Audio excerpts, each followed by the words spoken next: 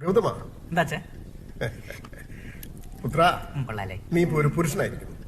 ഇനി ഒട്ടും അമാന്തിക്കാതെ നിനക്കൊരു ഡ്രൈവിംഗ് ലൈസൻസ് എടുക്കണം. ഈ ടെസ്റ്റിന് മുമ്പ് നമ്മൾ RTO ഓഫീസിൽ പോയി ഗണേഷ് എടുക്കണം. കാരണം നേരത്തെ ലൈസൻസ് പെട്ടെന്ന് കൊടുക്കുമായിരുന്നു, ഒരു ചടങ്ങ് പോലെ. ലേനേഴ്സ്, അത് നിങ്ങളുടെ നാട്ടിൽ ഞങ്ങൾ ഗണേഷ് എന്ന് പറയാം. എക്സ്ക്യൂസ് മീ, ലൈസൻസ് എടുത്തു തരൂ. എവിടെ എടുത്ത് വെച്ചാണ്? അതല്ല, ഞാനിവിടെ ഡ്രൈവിംഗ് പഠിച്ച് ലൈസൻസ് എടുക്കാൻ വന്നതാ. കൊടുക്കുമായിരുന്നു, ഇപ്പോൾ ഇനി കൊടുക്കില്ല.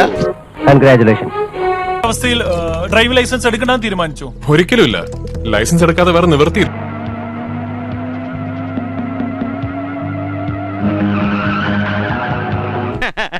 എന്തിനാടോ നായരെ വെറുതെ എന്റെ ബ്ലഡ് പ്രഷർ ഇങ്ങനെ കൂട്ടണേ? മനുഷ്യനെ കൊല്ലാൻ കൊണ്ടുപോവാ. എന്റെ കോൺട്രാക്ടർ സാറേ 11ാമത്തെ വയസ്സിൽ വട്ട് പിടിക്കാൻ തുടങ്ങിയതായി ശ്രീധരൻ, അറിയോ? തന്നെ പോലെ വട്ടുള്ള വേറൊരുത്തൻ എതിരെ വരാതിരുന്നത് എന്റെ ഭാഗ്യം. ലേണേഴ്സിൽ 12 പാസ്സായാൽ പാസ്സാവുമായിരുന്നു. ഇനി അങ്ങനെയല്ല, 30 ചോദ്യമാക്കി വർദ്ധിപ്പിക്കണം. 25 ചോദ്യം പാസ്സാവണം. ഡ്രൈവിംഗിൽ നമുക്ക് വേണ്ടത് 1 patience, 2 confidence, 3 consciousness, 4 concentration, 5 compromise.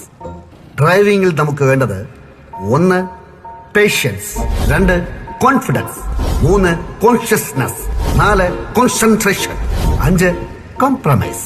സാറേ, എന്റെ ലൈസൻസ് ശരിയായോ? പിന്നെ ഡ്രൈവിംഗ് വണ്ടി പാർക്ക് ചെയ്യാനുള്ള ബോക്സ് ഒക്കെ വരച്ചു കൊടുക്കും. നീ എന്റെ ഗിയർ ബോക്സ് പൊളിച്ചെടുക്കും. ഓ, അത് ശരി. അപ്പൊ ക്ലച്ച് ഇടുമ്പോ ഗിയർ അമർത്തണം അല്ലേ? അതിൽ റിവേഴ്സിലും മുന്നോട്ടും പുറമോട്ടും കയറ്റി പാർക്ക് ചെയ്യാനുള്ള എല്ലാ സംവിധാനം. നേരെ നോക്കി ഓടിക്കേ. മാസ്റ്റർ, ഈ ക്ലച്ചും ആക്സിലേറ്ററും ഒരുമിച്ച് അമർത്തി ചവിട്ടിയാൽ എന്ത് സംഭവിക്കും? കാരണമൊന്നും സംഭവിക്കില്ല. തന്റെ വായല അവശേഷിച്ചിരിക്കുന്ന 3-4 പല്ലുണ്ടല്ലോ, അത് അങ്ങോട്ട് പോകും. വന്നാൻ കട്ട ക്ലച്ച് കുഴിച്ചിടുമ്പോ ഗിയർ വലിച്ചു എടുക്കണം. അപ്പൊ ബ്രേക്ക് ഇടുന്നതെല്ലാം കൂടി പണ്ടാണ് ശേഷം. പേഴ്സണൽ ആയിട്ട് പറയുക, I am proud of you. മുന്നോട്ട് വളഞ്ഞു പോകാനുള്ള വഴി തിരിച്ച് റിവേഴ്സിൽ അതുപോലെ വരിക, അല്ലെ എച്ചൊന്നും അല്ല.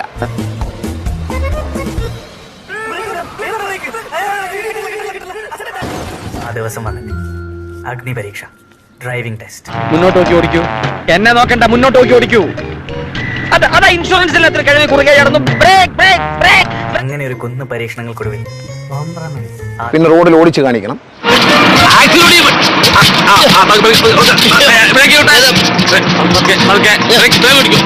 വണ്ടി മോട്ടോർ വെഹിക്കിൾ ഉദ്യോഗസ്ഥന്റെ മുമ്പിൽ വെച്ച് തന്നെ പാർക്ക് ചെയ്ത് കാണിക്കണം. സമാധാനത്തിൽ മെല്ലെടുത്ത് പോയാൽ അങ്ങനെ മെല്ലെടുത്ത് പോ. 120 കിലോമീറ്റർ സ്പീഡിലാണ് ഓടിക്കുക.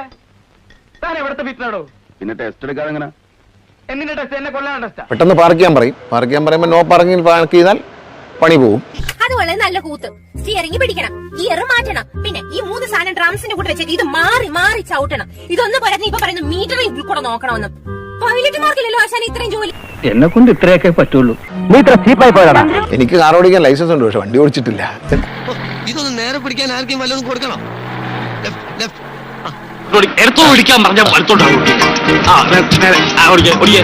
ജീവിതത്തിൽ കാർ ഓടിച്ചിട്ടില്ല. അവൻ പറഞ്ഞു എനിക്ക് കാർ ഓടിക്കാൻ ലൈസൻസ് ഉണ്ട് എന്ന് പറയുന്നത് എത്ര പേരെ നമുക്ക് കേരളത്തിൽ കാണാം. എന്താണ് ഈ വണ്ടി കുറിച്ച്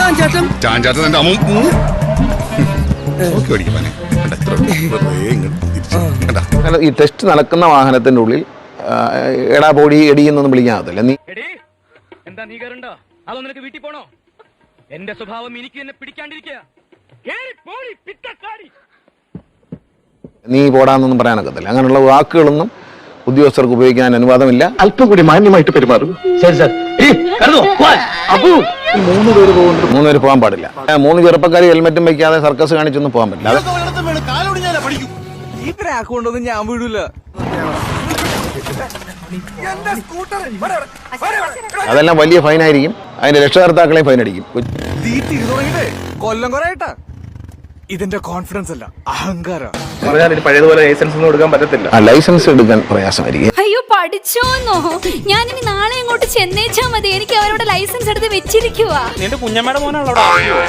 പഴയതുപോലെ ലൈസൻസ് ഒന്നും എടുക്കാൻ പറ്റത്തില്ല. ലൈസൻസ് എടുക്കാൻ പ്രയാസമായിരിക്കും. ആ ദിവസം വന്നിട്ട് അഗ്നി പരീക്ഷ, ഡ്രൈവിംഗ് ടെസ്റ്റ്. പക്ഷേ ദ്രോണാചാര്യര് സൈഡ് പറഞ്ഞു ഒന്ന് സഹായിച്ച് ജസ്റ്റ് മിസ്സിന് ഞാൻ ടെസ്റ്റ് പാസ്സായി.